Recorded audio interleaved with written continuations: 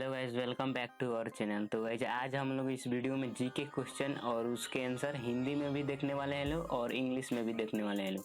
तो आज का ये वीडियो आप लोग के लिए बहुत ही हेल्पफुल होने वाला है, तो वीडियो को अंत तक जरूर देखिएगा लोग। और अगर आप हमारे चैनल पर न्यू हैं तो चैनल को सब्सक्राइब और वीडियो को लाइक कर दीजिएगा, क्योंकि हम ऐसे वीडियो रेगुलर अपलोड करते रहते हैं।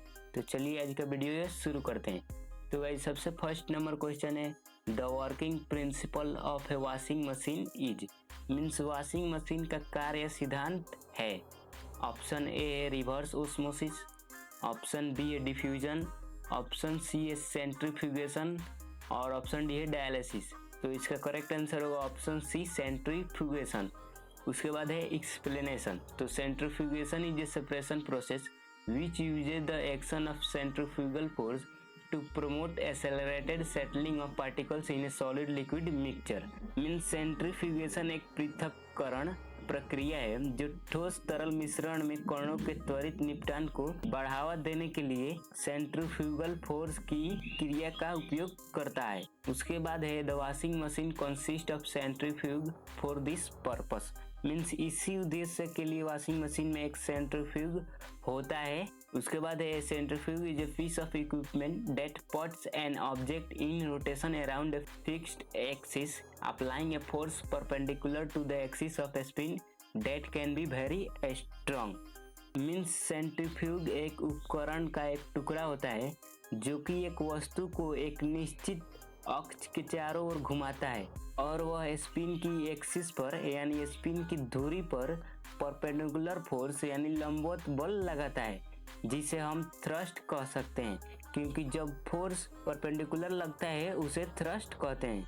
तो जो स्पिन की धुरी पर लंबवत बल लगाता है जो कि बहुत मजबूत हो सकता है। उसके बाद है nuclear sizes are expressed in a unit named. Means परमाणु आकार को किस इकाई में व्यक्त किया जाता है। ऑप्शन ए है फर्मी, ऑप्शन बी है एंगस्ट्रॉम, ऑप्शन सी है न्यूटन और ऑप्शन डी है टेस्ला। तो इसका करेक्ट आंसर होगा ऑप्शन ए फर्मी। उसके बाद है nuclear sizes are expressed in a unit called fermi which is a unit of length equal to 10 to the power minus 50 meter used in nuclear physics. It is similar to the diameter of a proton। Means परमाणु आकार को Fermi नामक इकाई में व्यक्त किया जाता है, जो कि परमाणु भौतिकी में उपयोग किए जाने वाले 10 to the power minus 50 metre के बराबर लंबाई की एक इकाई है। यह एक प्रोटॉन के व्यास के समान है। उसके बाद है the speed of light will be minimum while passing through. Means किससे गुजरते समय प्रकाश की गति न्यूनतम यानी कम होगी। ऑप्शन ए है वाटर, ऑप्शन बी है वैक्यूम, ऑप्शन सी है एयर और ऑप्शन डी है ग्लास।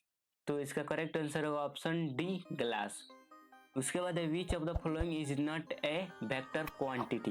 मीन्स निम्नलिखित में से कौन वेक्टर क्वांटिटी नहीं है, और वेक्टर क्वांटिटी का हिंदी होता है सदिश राशि। तो ऑप्शन ए है स्पीड, ऑप्शन बी है वेलोसिटी, ऑप्शन सी है डिस्प्लेसमेंट और ऑप्शन डी है टॉर्क। तो इसका करेक्ट आंसर होगा ऑप्शन ए स्पीड। उसके बाद है एक्सप्लेनेशन। तो a vector quantity is a quantity which has both magnitude and direction. Means एक सदिश राशि एक मात्रा है जिसमें परिमाण और दिशा दोनों होते हैं। Here in the given options speed is a scalar quantity but not the vector quantity. Means यहाँ दिए गए विकल्प में स्पीड यानी गति एक अदिश राशि है, मतलब उसके पास सिर्फ परिमाण है, दिशा नहीं है, और इसीलिए यह सदिश राशि नहीं है।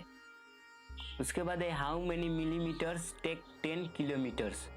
मीन्स कितने मिलीमीटर 10 किलोमीटर बनाते हैं। ऑप्शन ए है 1010, ऑप्शन बी है 108, ऑप्शन सी है 109 और ऑप्शन डी है 107। तो इसका करेक्ट आंसर होगा ऑप्शन डी 107। उसके बाद है the most suitable unit for expressing nuclear radius is. Means परमाणु त्रिज्या को व्यक्त करने के लिए सबसे उपयुक्त इकाई कौन है। ऑप्शन ए है माइक्रो, ऑप्शन बी है एंगस्ट्रॉम, ऑप्शन सी है फर्मी और ऑप्शन डी है नैनोमीटर। तो इसका करेक्ट आंसर होगा ऑप्शन सी फर्मी। उसके बाद है which of the following is not the unit of time. Means निम्नलिखित में से कौन समय का यूनिट नहीं है, मीन्स समय का इकाई नहीं है। ऑप्शन ए है पैरालैक्टिक सेकंड, ऑप्शन बी है माइक्रो सेकंड, ऑप्शन सी है लीप ईयर और ऑप्शन डी है सोलर डे। तो इसका करेक्ट आंसर होगा ऑप्शन ए पैरालैक्टिक सेकंड। उसके बाद है an air bubble in water will act like a, means पानी में हवा का बुलबुला किसके तरह काम करेगा। ऑप्शन ए है कन्वेक्स लेंस, ऑप्शन बी है कॉनकेव मिरर, ऑप्शन सी है कॉनकेव लेंस और ऑप्शन डी है कन्वेक्स मिरर। तो इसका करेक्ट आंसर होगा ऑप्शन सी कॉनकेव लेंस। उसके बाद है the lens which have at least one inward curved surface is a concave lens, means जिस लेंस में कम से कम एक इनवर्ड घुमावदार सतह होती है वह अवतल लेंस होता है। उसके बाद एक concave lens is a diverging lens as it spreads out light rays that have been refracted through it, means अवतल लेंस एक डाइवर्जिंग लेंस यानी अपसारी लेंस है क्योंकि यह प्रकाश किरणों को फैलाता है जो इसके माध्यम से रिफ्रैक्ट होता है यानी अपवर्तित होता है। उसके बाद है a concave lens is thinner at its centre than at its edge, means एक अवतल लेंस इसके किनारों की तुलना में अपने केंद्र में पतला होता है। उसके बाद है the focal length of a lens is 50 centimetre, it's power is, means एक लेंस की फोकस दूरी 50 सेंटीमीटर है तो इसकी शक्ति होगी। ऑप्शन ए है 50 डायोप्टर, ऑप्शन बी है 1 डायोप्टर, ऑप्शन सी है 10 डायोप्टर और ऑप्शन डी है 2 डायोप्टर। तो इसका करेक्ट आंसर होगा ऑप्शन डी 2 डायोप्टर। उसके बाद brightness of bulb depends on voltage और करंट, मीन्स बल्ब की चमक वोल्टेज पर निर्भर करती है या करंट पर। तो ऑप्शन ए है करंट, ऑप्शन बी है वोल्टेज, ऑप्शन सी है बोथ ए एंड बी और ऑप्शन डी है नॉन। तो इसका करेक्ट आंसर होगा option C both A and B. उसके बाद एक्सप्लेनेशन, तो brightness of bulb depends on both voltage and current, the brightness depends on power, means bulb की चमक वोल्टेज और करंट दोनों पर निर्भर करती है और चमक शक्ति पर निर्भर करती है। और चूंकि हम लोग जानते हैं लोग कि power is equal to voltage into current होता है, इसलिए तो चाहे आप करंट बढ़ाइए या वोल्टेज चमक बढ़ेगी। उसके बाद है सॉलिड बॉल ऑफ मेटल है spherical cavity inside it, means धातु की एक ठोस गेंद के अंदर एक गोलाकार कैविटी यानी गुहा होती है।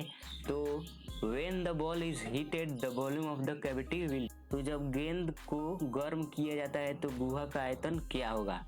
ऑप्शन है इंक्रीज मीन्स बढ़ेगा, ऑप्शन बी है डिक्रीज मीन्स घटेगा, option C remain unaffected means अप्रभावित रहेगा यानी उस पर कोई प्रभाव नहीं पड़ेगा, ऑप्शन डी है have its shape changed means क्या इसका आकार बदल गया है। तो इसका करेक्ट आंसर होगा ऑप्शन है increase.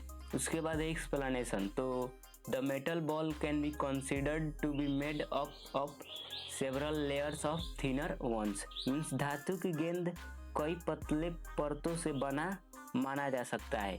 On heating each of these layers will increase in radius, means गर्म करने पर इनमें से प्रत्येक परत की त्रिज्या बढ़ेगी। As the innermost layers also increases its radius the volume inside it that is the volume of the hollow portion will also increase, means जैसे जैसे सबसे भीतरी परत भी अपनी त्रिज्या बढ़ाएगी इसके अंदर का आयतन यानी खोखले हिस्से का आयतन भी बढ़ता जाएगा। उसके बाद है it is more difficult to walk on ice then on a concrete road because, means concrete की सड़क की तुलना में बर्फ पर चलना अधिक कठिन क्यों होता है।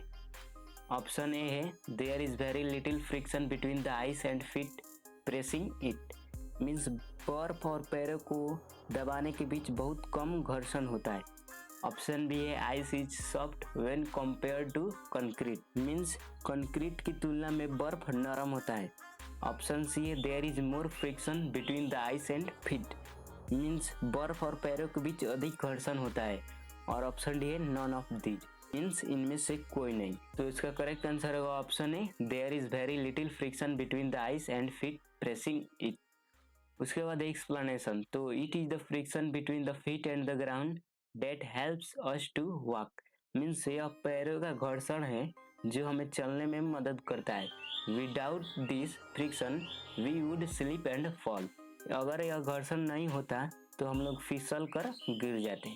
तो गाइस आज का वीडियो यहीं पर हुआ समाप्त है, और वीडियो अच्छा लगा हो तो चैनल को सब्सक्राइब और वीडियो को लाइक कर दीजिएगा क्योंकि हम ऐसे वीडियो रेगुलर अपलोड करते रहते हैं।